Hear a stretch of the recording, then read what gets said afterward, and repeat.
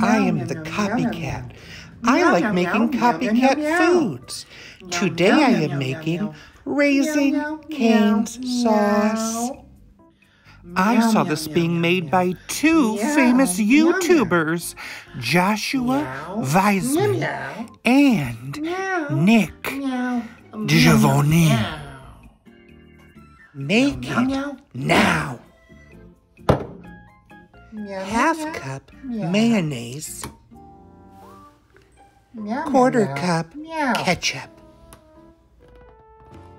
teaspoon pepper, half teaspoon garlic powder, quarter teaspoon Worcestershire sauce.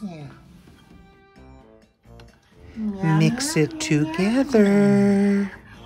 Cover. Refrigerate 24 hours. You must do it! Raising Cane sauce.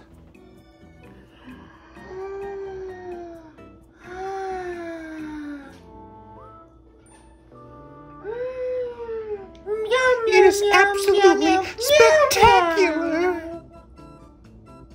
More sauce.